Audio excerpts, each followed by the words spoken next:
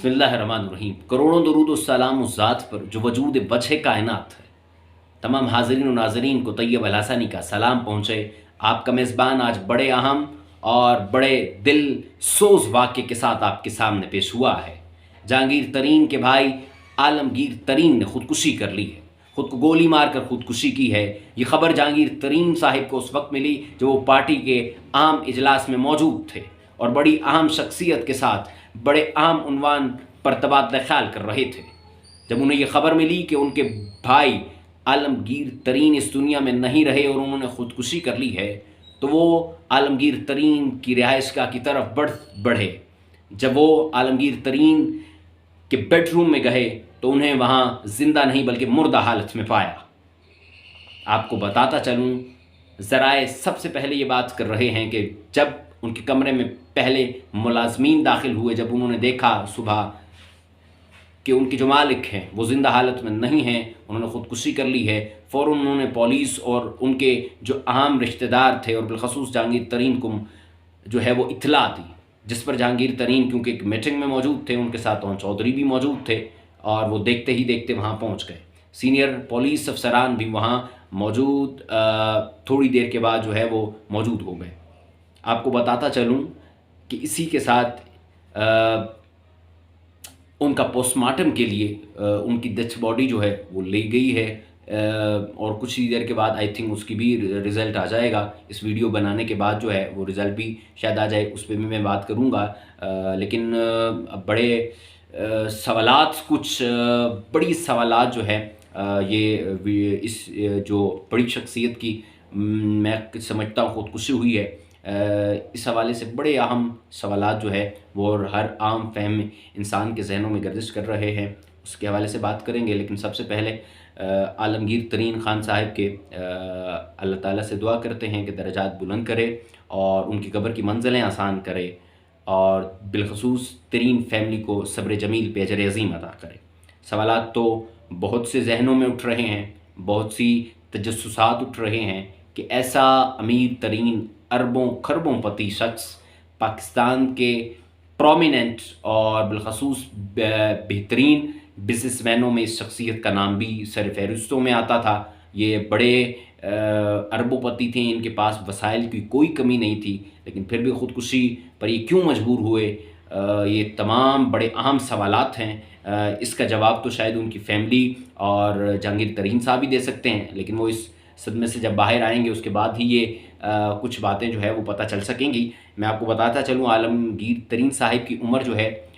63 साल बताई जा रही है और बताया जा रहा है कि अभी तक इन्होंने शादी नहीं की थी। दिसंबर में इनकी मुतवक्के शादी थी और मंगनी इनकी हो गई थी, ज़रा ये बता रहे हैं। इसी के साथ इनकी जो बिज़नेस था पानी की जो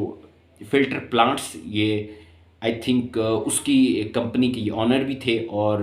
दुनिया के बेहतरीन बिज़नेस जो पाकिस्तान में हो सकते हैं वो करते थे। मुल्तान सुल्तान जो आप टीम देखते हैं, बड़ी बेहतरीन टीम है। जो फ्रेंचाइज़ है उनके ये भी ऑनर थे, वो भी उसके भी ये मालिक थे। क्योंकि इन्होंने शादी नहीं की थी तो इनकी औलाद भी नहीं थी और इनकी जितनी भी प्रॉपर्टी है वो अभी उसका कोई मालिक नहीं है। लेकिन बहरहाल जहांगीर तरीन साहब ख़ुद भी बड़े काफ़ी अमीर आदमी हैं, तो अब देखें वो उनके भाई हैं तो ज़ाहिर बात है कुछ ना कुछ उसका भी वो कोई ना कोई हल निकालेंगे। अब ये सवाल बड़ा अहम है, क्या उन्होंने ख़ुदकुशी जो की है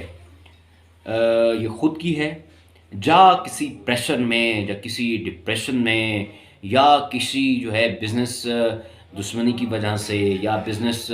या रिश्तेदारों की वजह से कोई ऐसी बातें की गई जो ठेस उन्हें पहुंचाया गया, उन्हें तकलीफ़ पहुंचाएगी, जिसकी वजह से उन्हें ख़ुदकुशी करने पे मजबूर होगी। तो ये बहुत से सवालात हर आम फहम ज़हनों में जो हैं बहुत से उठ रहे हैं। अब इनका जवाब जो है ये या तो जहांगीर तरीन साहब दे सकते हैं या फिर आलमगीर तरीन की जो फैमिली है, उनके गिरदो नवाह के वो दोस्त हैं, वो इसी से जो है वो पर्दाफाश कर सकते हैं کہ کیا انہیں خاندانی جو ہے وہ کوئی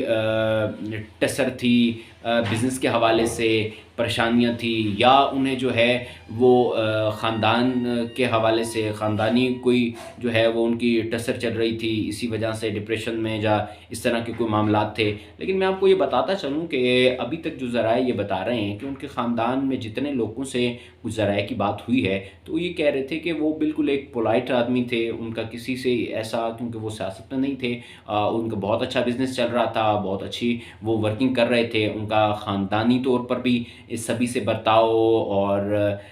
پورے خاندان کا ان سے برتاؤ جو ہے وہ بہت نارملی اچھا تھا، اور وہ ہر سے بڑے شفیق اور مشفق طریقے سے پیش آتے تھے۔ اور میں بتاتا چلوں جاگیر ترین صاحب بھی خود بھی بذات خود جو ہے ان کی جو نیچر ہے وہ بھی بڑی پولائٹ سی ہے، وہ ہر شخص سے بڑی کندہ پیشانی کے ساتھ ملتے ہیں، گو کہ وہ سیاست میں آ گئے ہیں، اور سیاست کیونکہ پاکستان کی ایسی سیاست ہے کہ جو سیاست میں آ جاتا ہے اس کے کردار پہ بھی جو ہے وہ انگلیاں اٹھائی جاتی ہیں، بہت سی باتیں کی جاتی ہیں اس کے کردار کے حوالے سے، اور بہت سی مطلب کہ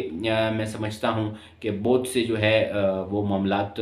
یہ اس حوالے سے بھی پیش آتے ہیں۔ اسی کے حوالے سے میں آپ کو بتاتا چلوں ناظرین کرام، رئیس انصاری صاحب ہیں، ایک سینئر صحافی ہیں، سینئر جرنلسٹ ہیں، کافی عرصے دراز سے یہ صحافت میں ہیں، اور بڑے نامی گرامی صحافی ہے، بڑے منجے ہوئے صحافی ہیں۔ وہ بتا رہے ہیں کہ میں جو پہلے ان کے کمرے میں جو لوگ چند افراد پہلے آئے تھے ان میں میرا بھی ایک نام تھا، جب میں وہاں پہنچا تو میں نے انہیں جو ہے وہ دیکھا بیڈ پہ وہ جو ہے وہ الٹے لیٹے ہوئے تھے،